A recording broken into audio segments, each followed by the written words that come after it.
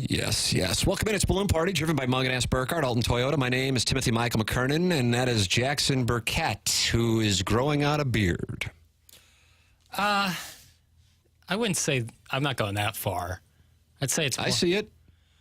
You know, now that I see it on the sides, like where the sideburns would be. Watch this. Say, I like your sideburns. I noticed that. Have you shaved that? You have shaved that. Yeah, because so what will happen with mine is like it's real scruffy up by the sideburns and like under the chin here. Mm-hmm. So I'll usually shave that and make it a little bit gradual into yeah, like a landing strip. Very similar to a landing strip. That's kind of what I model it after.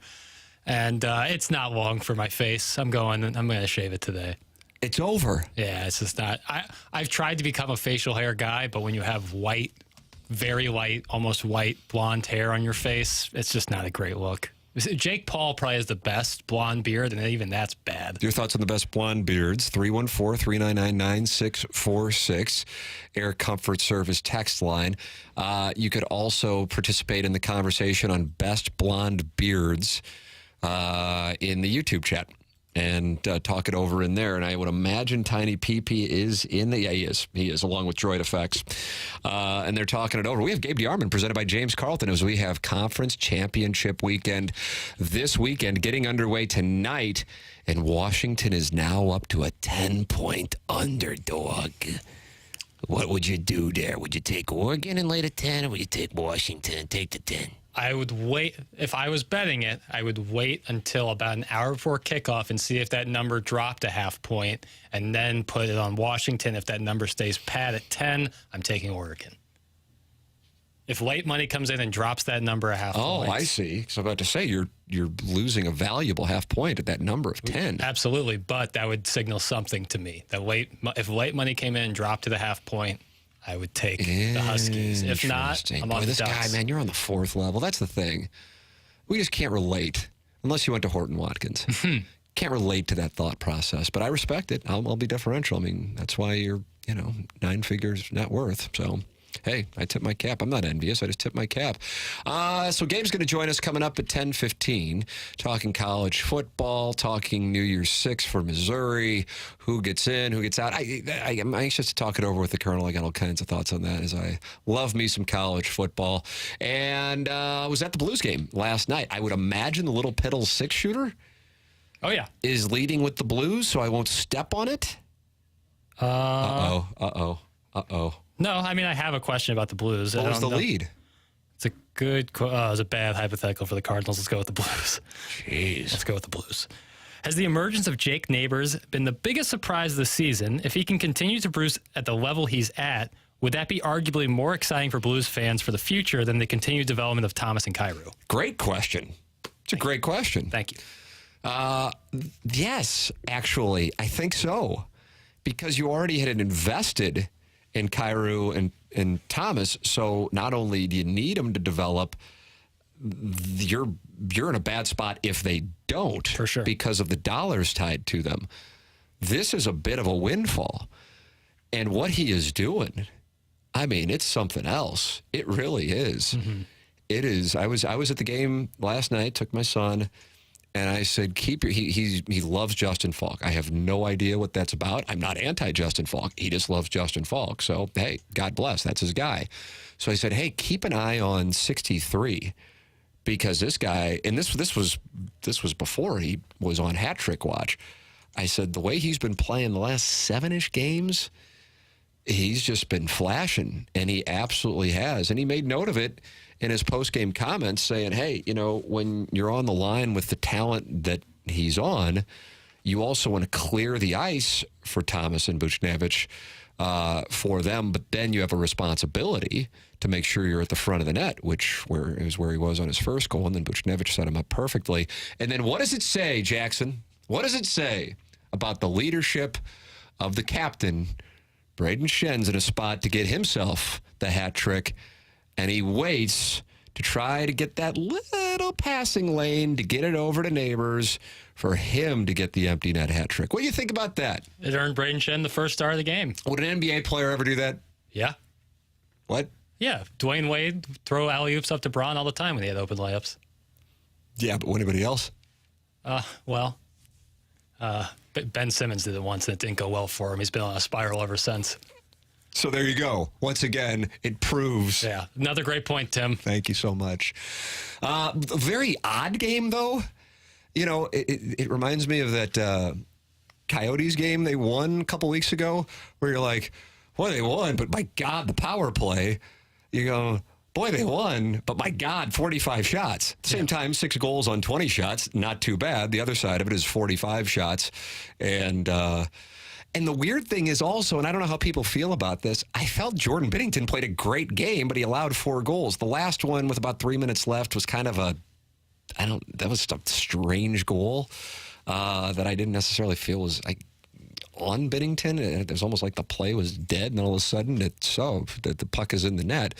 So when you have 45 shots and you play like that, it was critical that he had 2 big breakaway saves and kept that game in check, because the Sabres were about to complete a comeback, and that would have been a tough one as you head out to play Arizona. And how often is this team going to play the Arizona Coyotes? Could this be the last time? Like, are they just front-loading it? It is. Okay. This is it. Good. I don't have to look at They'll be at the Mullet tomorrow. Pregame here on 101 ESPN at 7 p.m. Jackson. And then off to take on VGK before heading back to St. Louis to take on VGK. Ooh. So there you go. Home and home. How do you do? I like that. But yeah, Jake Neighbours and that development. Yeah, if you would have said at the beginning of the year you could have had somebody emerge as well as Thomas and Kyrou, I mean, I would have taken that all day long. Mm-hmm. And the thing about Neighbours is this is someone who, it's not just about on-ice production. There's some leadership elements to it. I've heard Jamie Rivers talking about it, heard Chris Kerber and Joey Vitale talking about it. And this might be a guy for kids like my son who's 6, and for longtime Blues fans, this might be a guy you're hearing about in St. Louis for years to come. We made that, we talked about it with Jeremy Rutherford on Monday, the comparisons with Alex Steen, because not just his play, but also the leadership element, the compete. Keep an eye on this. This is a young guy who is on a heater right now, but it's not just about his scoring.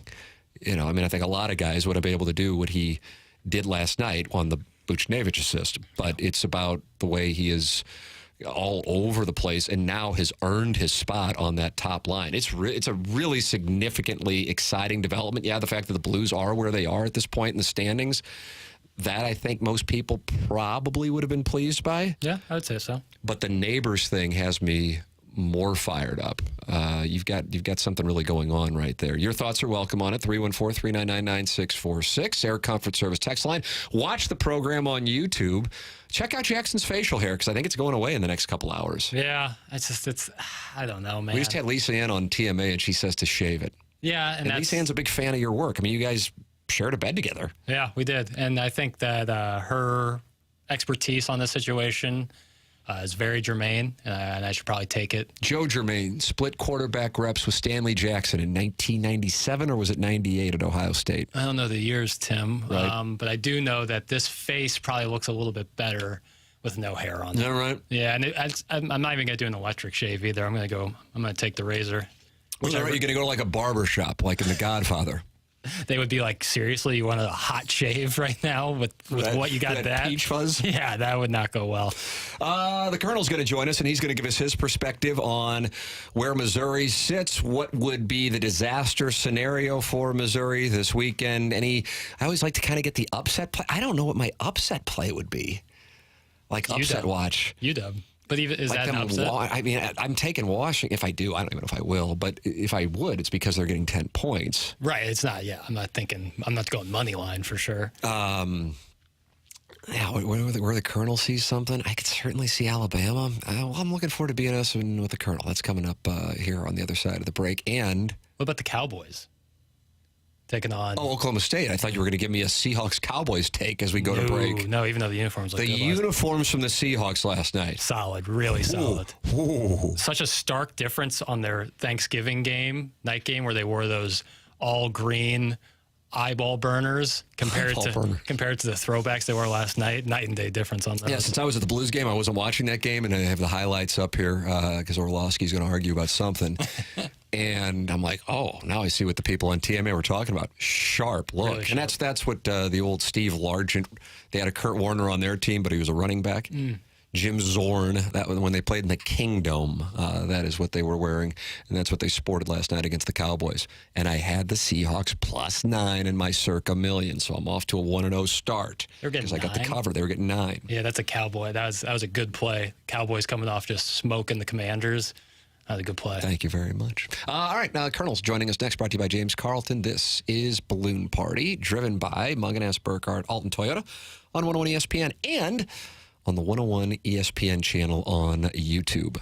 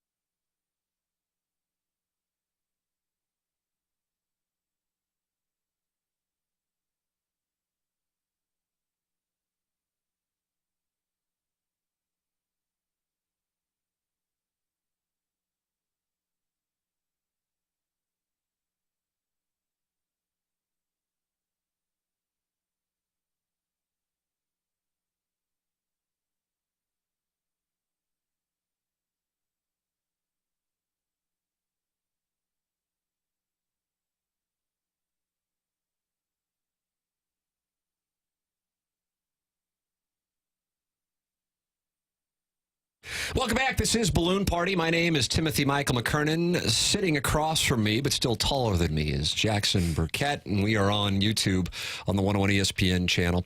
And you can rank our attractiveness. Tiny peepee, I hope I know where you sit. I'm hot. I agree with that. So is Gabe, and he joins us right now. Morning, Colonel. What's up? How you doing? It's great to hear from you, Colonel. I'm always on that Power Mizzou, and I see the article from the Austin newspaper. I'm not a subscriber, so when I clicked on the link, it blocked me out, and I'm not in incognito mode, so I couldn't go in. But it's got Missouri and Texas in the Cotton Bowl, according to bowl sources, if Texas does not get into the college football playoff. What are your thoughts on that report? It is certainly possible that it ends up being correct, but everything I've been told by people that are much more involved in this than I am is that the bowls don't really talk to the schools or have a lot of say-so when it comes to the New Year's Six bowls, because those are set by the College Football Playoff Committee. It's, the Cotton Bowl can't say, well, we really want this team moved up from 13 to 12 because we want that. It doesn't work that way. This is not the bowl system that put Kansas in the Orange Bowl in 2007. And way too many Missouri fans don't understand that. Now, look, Texas, Missouri in the Cotton Bowl is a possibility, but I'm not sure that anybody from the Cotton Bowl can tell Kirk Bowles that that's what's going to happen. Right. I follow you on that. And the Cotton Bowl had Tulane and USC last year, correct? Correct. So the G5 team is almost certainly not going to the Cotton Bowl. That's the reason why I bring that point up. You have said in your ideal world you would love to see Missouri play the loser of tonight's Pac-12 championship game in the Fiesta Bowl. So that would be Missouri-Oregon, Missouri-Washington in the Fiesta Bowl. Is that still what you would be your number one pick if you were drafting bowl draft options? Yeah, if I just got to pick, that's probably what I'd pick. I don't think it's going to happen. But I would probably go there. Then I would go Penn State. Then I would go Florida State. Although what I would actually change to number one, if it was possible, and it is possible, but it takes a complete chaos scenario, is Missouri playing Ohio State. Yes! And what would have to happen for that to happen? God, I'd love that. Let's see. I mean, there's a lot. First of all, well, I don't know as far as the games this weekend, but if Alabama would have to beat Georgia because an SEC team that is not in the playoff would have to then be ranked above Ohio State to go to the Orange Bowl to face an ACC team, which would then send Ohio State into kind of that other group of, 6 teams for 3 bowls. So the key is that there has to be an SEC team that's not in the playoff but is ranked above Ohio State, and that's possible. If Alabama beats Georgia, it's possible they're both ranked above Ohio State and neither one's in the playoff, to be quite honest. Yeah. Because there's just so much that could go on. But that's the one thing. I see. Okay. I was like, how are you saying Missouri would go above Ohio State? No, you're not saying that. You're saying it would be Georgia or Alabama, not in the playoff, but above Ohio State. I follow you. Which would put them in the Orange Bowl, which would then free up Ohio State for these other games. God, how about Georgia going from playing for the national championship to playing Louisville? Crap. What a mess that'd be for them. By the way, I want to get your opinion on this. And I arrived at this conclusion after I saw Kirk Herbstreit kind of awkwardly sparring with Greg McElroy on Tuesday night. But I agree with where he's coming from. And that is, I think Georgia's in unless they get blown off the field by Alabama. What do you think? Here's why they're not. Because if, let's say Alabama wins, I don't care, close game, whatever. Alabama beats Georgia. And Texas beats Oklahoma State. Well, you then have 12-1 Georgia, which lost to Alabama this week. So how do you put Georgia in over Alabama? But 12-1 Alabama lost to 12-1 Texas. So how do you put Alabama in over Texas? So unless we create some scenario where the playoff is Michigan, Texas, Alabama, Georgia, I don't think that's the case. I mean, it goes back to, do I think Georgia's one of the 4 best teams? Absolutely.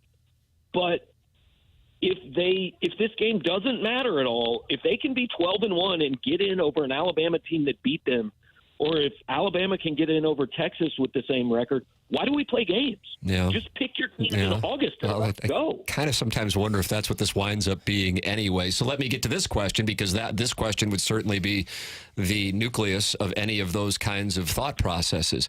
Is Florida State in no matter what if they beat Louisville?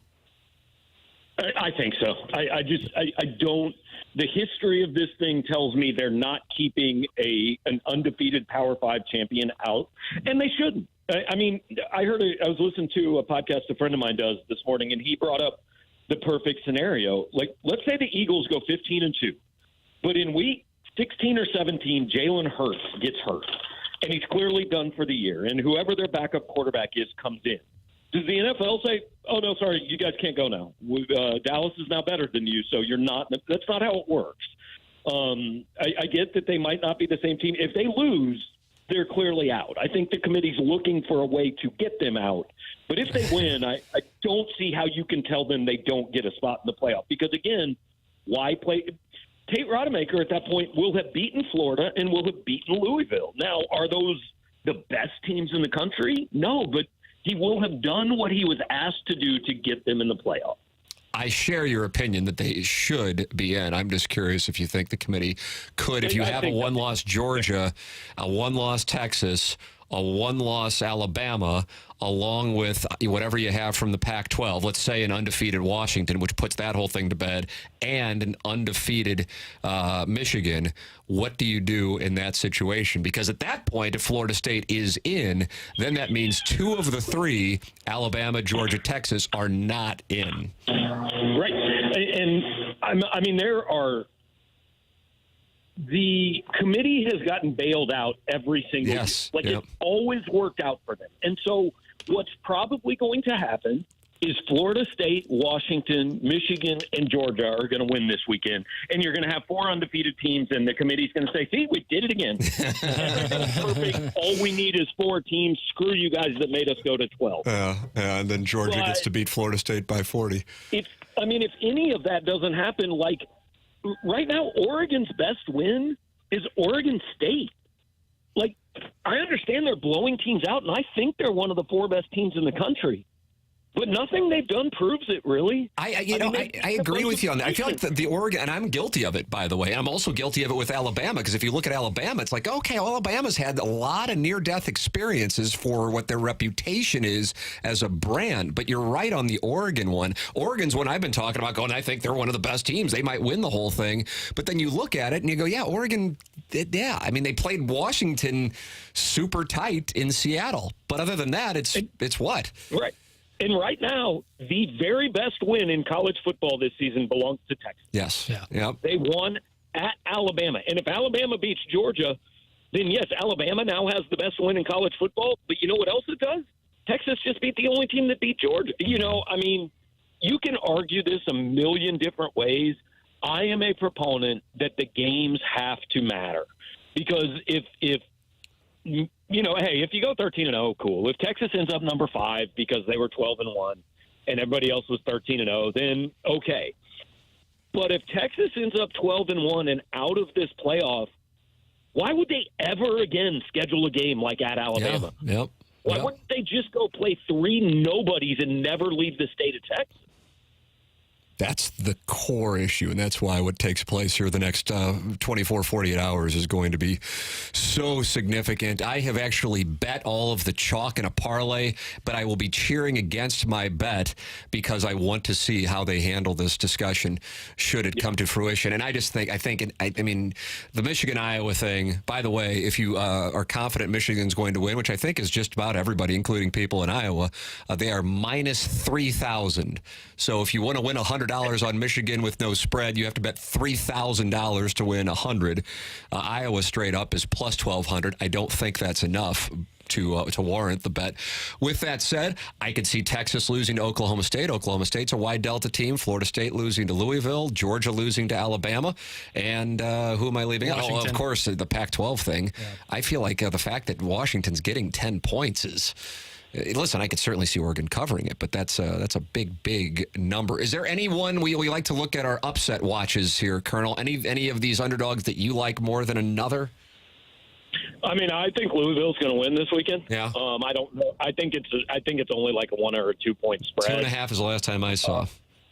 I think Steve Sarkisian is going to come out and not only need to win, but like he knows he needs to make a statement.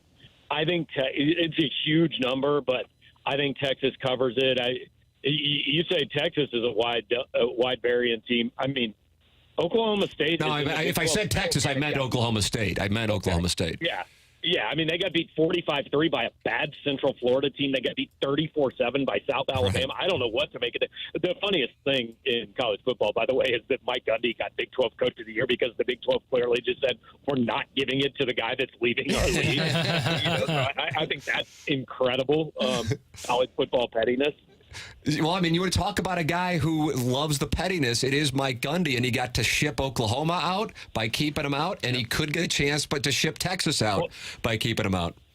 And the beauty, like, I generally am going to turn these games off when they're over, but I kind of want to see Brett Yormark have to hand Steve Sarkisian the Big 12 title. And I really want to see whatever the Big Ten Conference Commissioner, I can't remember, Tony Batiti, I think. I really want to see him hand that thing to Jim Harbaugh. Oh, God, yeah. What else? It's like when Kim English was running around with the SEC shirt on after winning the Big 12 championship, right? That kind of deal. Hey, here's a story that I think you're going to be tending to and locking threads on Power Mizzou for next week. If I can peek into your future, Colonel, and I know you always enjoy that. I think you're going to have a couple of, relatively speaking, high-profile, not Cook, Burden, or Schrader, Missouri players not play in whatever game it is, Peach Bowl, Cotton Bowl. And some of your subscribers are going to be raging about that. What do you think? I think there will be a couple, but I think there's a real easy explanation. Tyron Hopper and Ennis Rakestraw have missed the last couple games due to injury. I've heard that Ennis has actually been hurt most of the year, and like fairly, it's impressive he's played. So I can see both those guys going, right, because they're both probably going to the NFL. They're both probably getting drafted. I can see both of them saying, rather than 15 practices and delaying, healing up or whatever, I need to sit this out, get healthy, and make sure I'm at 100% for pro day and the draft combine and all that. And yes, there will be people upset about it, but that is not just them saying I'm not playing the game. Mm-hmm. Like that's different to me than just saying, yeah, I'm out. I just don't want to risk getting hurt in the game. They're already hurt. So to me, that's different. Because they've got to be ready to go in March. And if by starting rehab or whatever 1 month sooner they can do that, then by all means, not only do I understand it, I absolutely think they should do it. So those are and look, will there be somebody else, that says, yeah, I'm just out? It's possible. I think I know enough about Darius Robinson. He's not sitting this game out. Yeah, I agree with that. Cody Schrader's not sitting this game out. Right. I wouldn't think Chris Abrams-Drain or Javon Foster will. This is literally what they played their whole career for the chance to do this. So I think the guys that can play will play. I see your cohort at Power Mizzou, Gerard Hamilton, said Tyron Hopper just accepted a Senior Bowl invite. That game, however, is a month later. Rakestraw, too. Yes, in addition. Right, yeah. And the thing about the Senior Bowl is the game's not the big deal. The practices are. Mm-hmm. And Darius Robinson accepted an invite last year. And I don't remember if he went and didn't play the game or if he played. But, you can accept the invite, and it doesn't mean you can't come back. But, yeah, Robinson, KAD, Rakestraw, and Hopper are all going to that game. And for what it's worth, I expect none of them back next year. Well, there it is. There is Gabe DeArmond, PowerMizzou.com. He will be busy this weekend. PowerMizzou.com will be a great source of information, as always. You got Missouri playing Wichita State in basketball, in addition to the bowl announcement and all that takes place here with the college football playoff coming your way over the next 48 or so hours. Gabe, always enjoy the conversations. Have a wonderful, wonderful weekend, sir. All right. Have a good one, guys. There he is. Thanks, That's the Gabe. Colonel, presented to you by James Carlton of the Carlton State Farm Insurance Agency, online at carltoninsurance.net. Hey, on the other side of the break, this just popped up in my Twitter timeline last night, and it wasn't Ella Reese. This is something Buster Olney retweeted, and I think it's going to get your dander up. We'll play that audio for you. Coming up next. This is Balloon Party, driven by Mung & S. Burkhardt, Alton Toyota, 101 ESPN, and the 101 ESPN YouTube channel.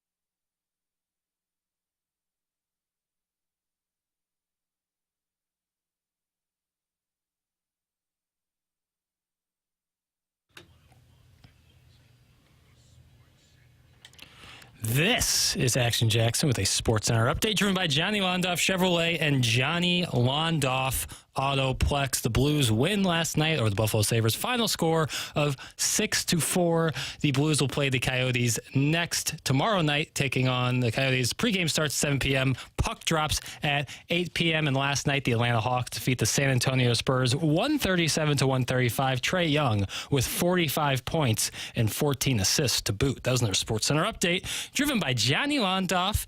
Find new roads and shop 24/7 at Londoff.com and LondoffAutoplex.com. Are you kidding me?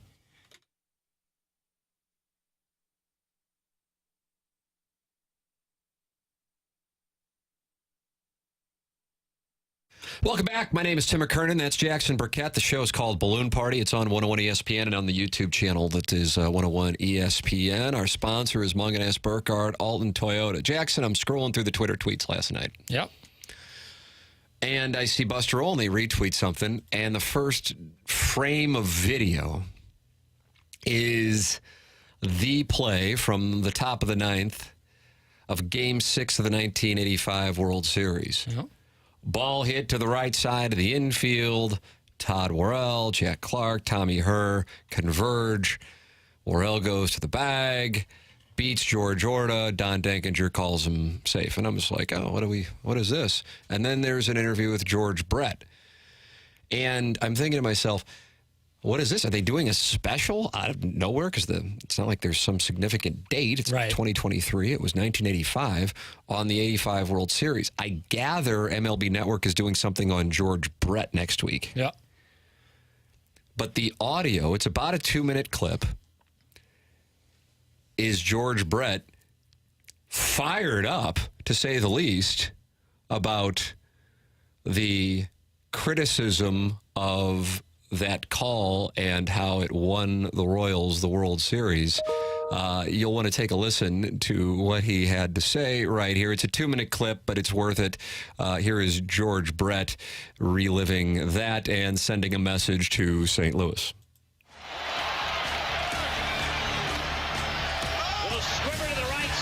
We're sitting in the first base dugout, so we had a pretty good view of what was going on. Worrell races over to cover. The throw doesn't get him. Worrell got to the bag in an argument here, and here comes Herzog. The play just wasn't smooth. And I could have swore sitting in the first base dugout that he was safe. Looks like he's out. Well, I don't think there's any doubt about it. Guess what? He was out.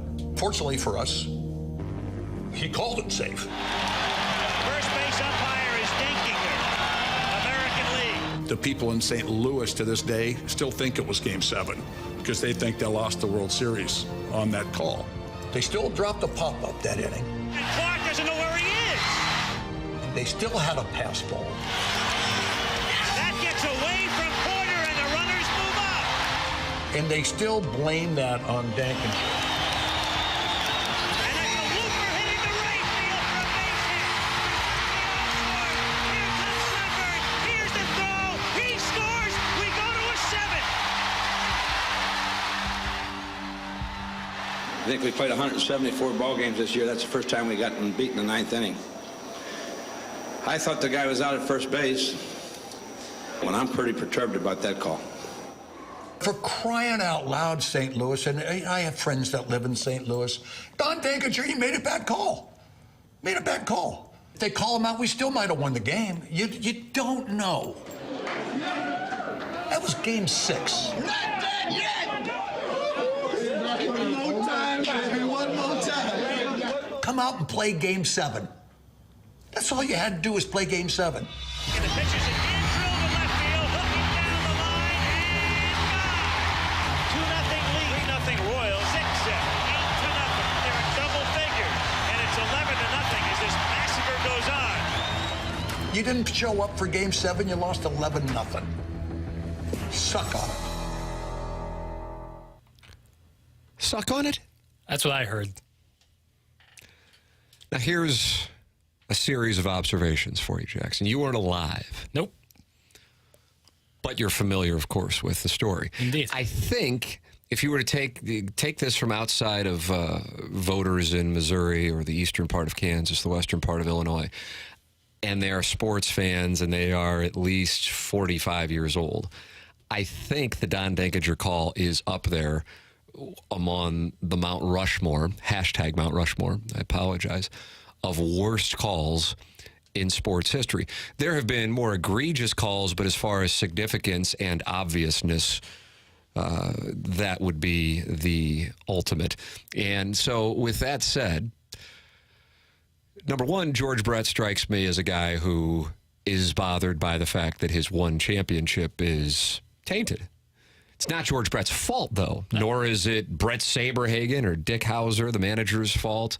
Pat Sheridan, Frank White, Hal McRae, all of your favorite members of the 1985 Royals. Charlie Liebrandt, Jim Sundberg, Buddy Biancalana, Steve Balboni, all the greats. How could you forget any of those names? Thank you. But anyone who has played sports, including those of us who are cut from every single team, know that as human beings, what takes place beforehand, whether it be good or bad, creates a semblance of momentum. Now, you can say, nearly 48 years later, suck on it, and it's wonderful. But the reality is, he cites that missed pop fly in foul territory by the dugout between Jack Clark and Darryl Porter, the pass ball by Darryl Porter, and then Game 7 as like those were separate incidents in a vacuum. But the reality is, once that took place, psychologically, just like it would have for the Royals, it has an impact on what plays out going forward. And you can say, well, they should, if they were world champions, they should have been able to handle that.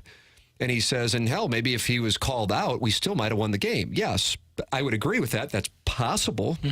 But as far as the likelihood of it, you now have 2 outs and you haven't scored, and you're up against this Cardinal bullpen that, as you may have heard Whitey Herzog say, we haven't lost a game when we had a lead in the 9th inning all year long.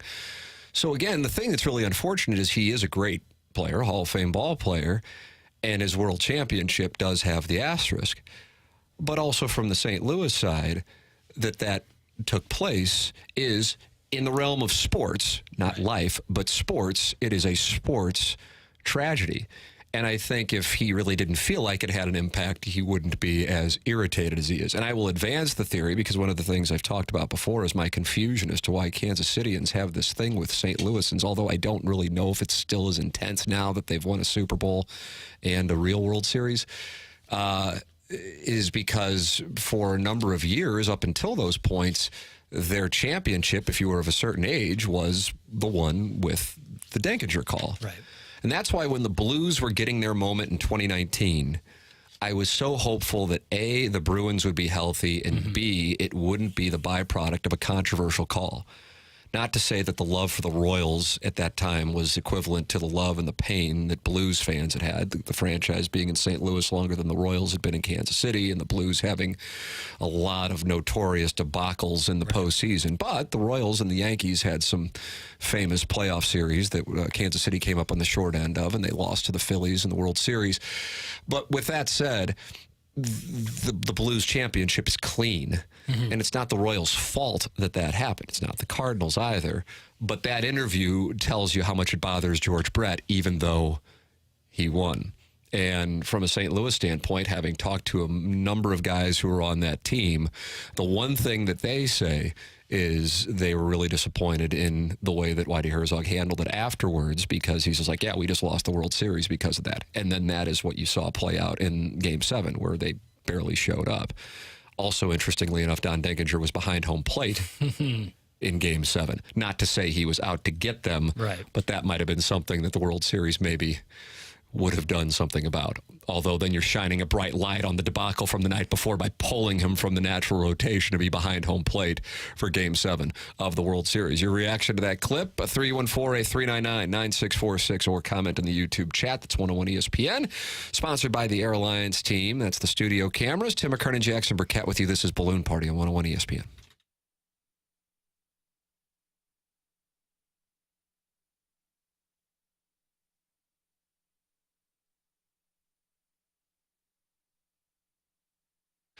Munganess, Burkhardt, Alton Toyota, presenting sponsor of Balloon Party on 101 ESPN and the 101 ESPN channel on YouTube, online at altontoyota.com. Let's say you're in the market for a new car. Let's say you are in the market for a pre-owned car. Well, you can go shopping right now by going online at altontoyota.com and seeing all the selection they have. Let's say you need to get your car repaired. You need some service. You need maintenance.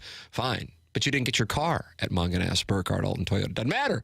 You can still get it serviced right there and work with the absolute best. It's a place I go, a place my family goes, a place I recommend you go as well. It's Munganess, Burkhardt, Alton Toyota, and they have set up a number that is a number exclusive for our listeners to call or to text.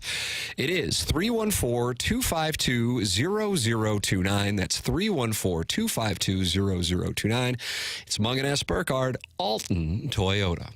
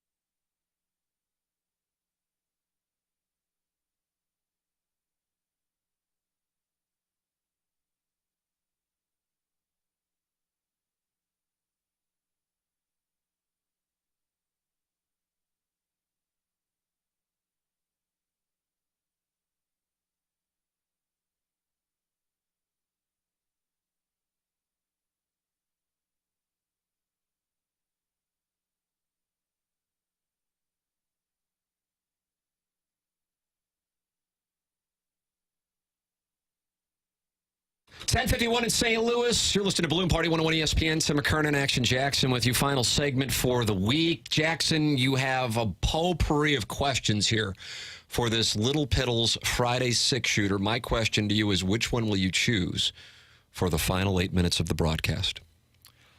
Well, Tim. Nice. Eli Drinkwitz has said that he thinks Cody Schrader should be in the conversation for Heisman. We both know that's not going to happen. But who do you think will be crowned the Heisman Trophy winner this year? Daniels. Do you think anything from championship weekend can swing voters? Yes, if Oregon, because prisoner of the moment stuff, if Oregon is able to win big and Bo Nix throws like 4 touchdowns and 350 yards, then it would be a prisoner of the moment type thing. I think Jaden Daniels is the Heisman Trophy winner, and it's already over. That's where I am. I agree with you, but I'm going to throw out 2 different scenarios. What if Michael Penix and the Huskies beat Oregon, Penix has an incredible game. Also, what if Jalen Milroe leads an incredible game against Georgia? Obviously, the Milroe thing is different. Then that means the Heisman Trophy is the quarterback of the team who has a great conference championship weekend and not about the season. Well, yeah, that's a concern. But there is like that. You're right. There's a recency bias thing. There's also like the Heisman moment, sort of say, like where like if Milroe does beat Georgia obviously on this unbelievable 2-time defending national champions, and goes and beats them after like being sat out against USF and his whole thing and the comeback against Auburn. I just don't think there's an appreciation for how historic Jaden Daniels' season was. Right. And it's probably because LSU was out of the national championship picture by the time they got to Columbia, Missouri. Yep. They were a 2-loss team by the time they got to Columbia, Missouri, having lost to Florida State and Ole Miss the week before. But if you've watched LSU play, I have no idea how you couldn't say that he is the absolute most outstanding college football player and the most material difference to a team from my standpoint by his presence. Now, I know it's not MVP. It's most outstanding. And I just, Jaden Daniels, I saw Kirk Herbstreit last week. Oh, it's already over. It's Jaden Daniels. Yet, if you look, Bo Nix is the favorite to win the Heisman. Stanford Steve said the same thing. Other college experts have said the same thing, like, oh, it's Jaden Daniels and it's not a sweat. Right. But then again, Bo Nix is the favorite. I have no idea. And it's so obvious to me that I want to bet it, and I do. I have bet Jaden Daniels, but not like a lot of money. But I'm not going to bet more because it's odd to me that Bo Nix is in the favorite spot. I realize what takes place tonight in Las Vegas can alter that substantially. As far as if he doesn't have a great game, then it becomes obvious that Daniels wins. So you're going to have to make the bet based on not knowing what takes place tonight. But either way, I don't care what Bo Nix does tonight.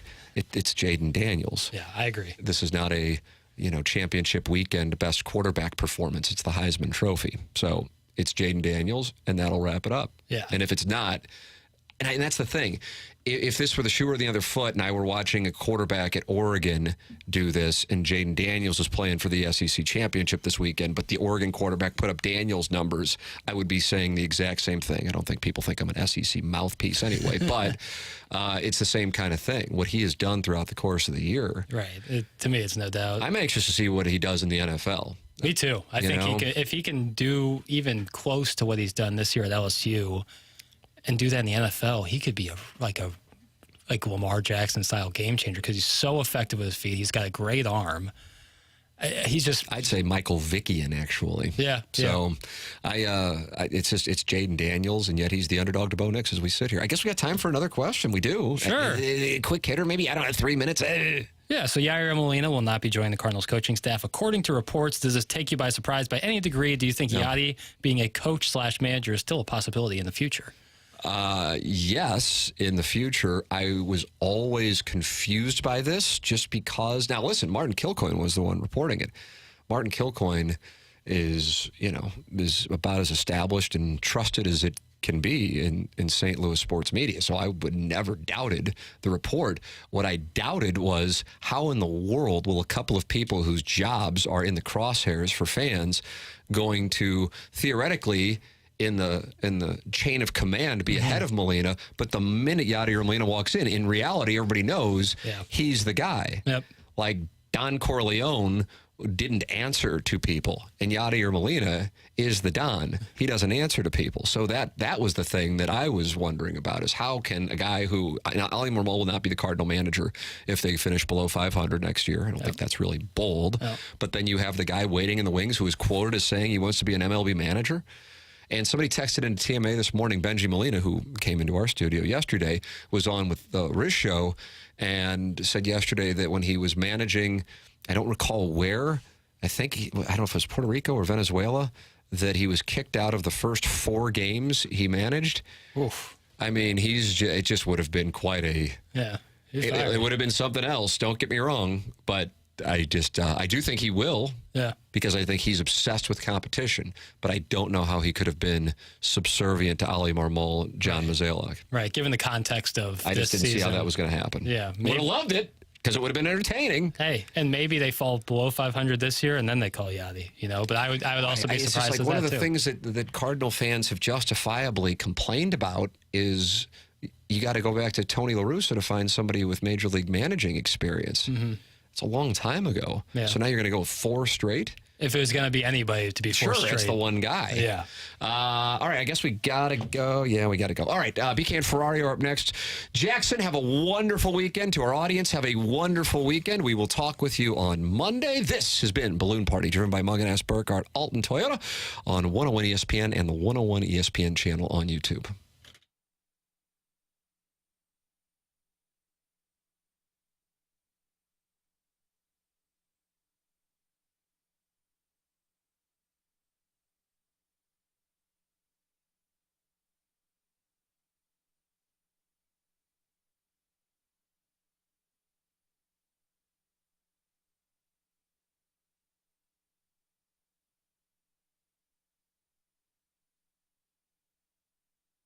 Well, folks, the world's largest sports book in Las Vegas is now available in Illinois. That's right. The Circa Sports app is now available for download in the great state of Illinois. So if you live here in St. Louis, just make the short drive across the river. Or if you already live in Illinois, sign up for the Circa Sports app, because the Circa Sports app is sports betting the way it should be, with big app bets, high betting limits, tight money line splits, and the best customer service around. You see, Circa, they're a sports gambling website made by sports gamblers. They encourage you, in fact, to shop the lines around other Illinois sports books and then come back to Circa. I'm fairly confident you're going to like the lines over at Circa. More with plenty to bet on this weekend, with conference championship weekend in college football, and NFL slate on Sunday, and basketball and hockey mixed in there, all in between. The Circa Sports app is the place to be, and of course it is available in Illinois. So visit circasports.com for more details and get ready to start betting like a pro. If you or someone you know may have a problem with gambling, call 1-800-GAMBLER or text ILGAMB to 833-234.